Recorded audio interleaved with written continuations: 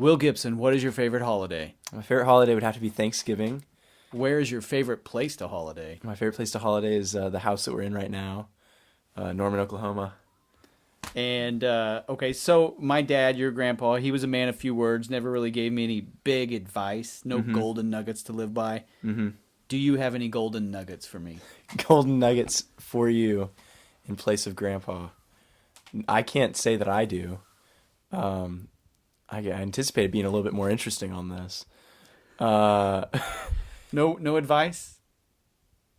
Make as many podcasts as possible. Okay. Now is where the cool music comes in. Okay. Probably maybe some whistling. I don't know.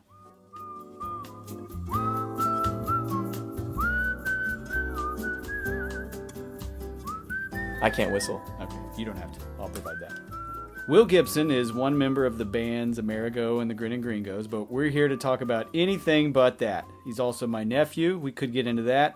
And he's also a super consumer, lover of limited editions, collectibles, and is the unofficial Star Wars president. We'll certainly talk about that. My name is Andy Gibson, and joining me today on Anything But is Will Gibson. Thanks for being here. Thank you for having me. Glad to be here. Will, when did you know you have a problem? It was pretty. I became self-aware of my super consumerism pretty early, thanks to you. And No, not that. I'm talking about trying to meet celebrities and people with bands. That's not a problem. I don't happen to have a problem with that. I'm good at that. And you're just fresh off meeting Father John Misty, also known as Josh Tillman. And how'd that go? I shook his hand. He seemed to have somewhere to be, but I did meet him finally after seeing him in concert last year. Classic, seeming to have somewhere to be. Yeah, classic strategy. Yeah. Marty Stewart also seemed to have somewhere to be when I met him, and we were backstage, and he was already backstage. He was already backstage, and he already go? seemed to have somewhere to be. Yeah. Only Bob Dylan didn't have any place to be. Is that right? Well, at the end of our conversation, he did have somewhere to be, but he took the time to talk and listen to me play a song before that. That's cool. Yeah. Favorite character from Star Wars, not named Han Solo or Boba Fett. Personally, Lobot for me. Lobot's a solid choice. I really like. There's a funny tweet that goes around about Star Wars characters, and it's like one of them will have a cool name like Zeb Garelios, and the next one will be like Greg Spaceship.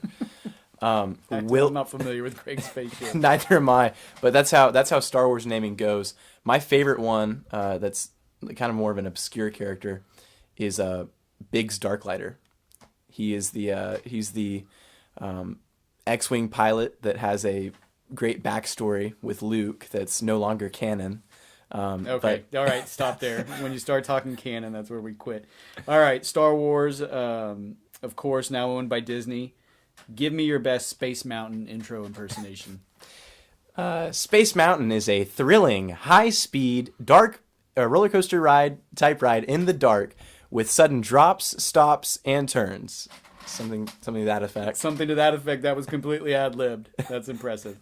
Favorite ride or attraction at Disneyland? Favorite ride, definitely Space Mountain. Or give me your best Space Mountain intro in person. Oh wait, never mind. I asked that question.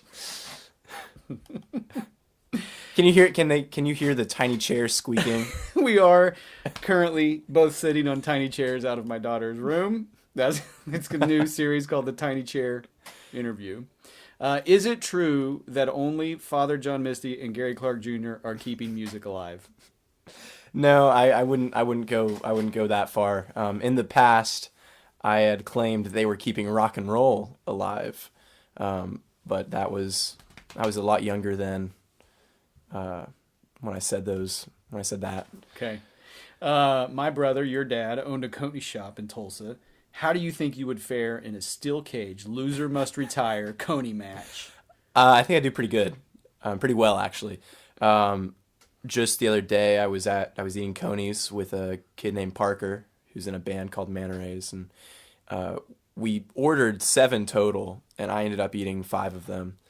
And he had 2, but I know that if I... Did he know that you took all the conies? No, well, so I ordered 3, or maybe I ordered 4 and he ordered 3, and I ended up eating one of his with his consent. Oh, okay.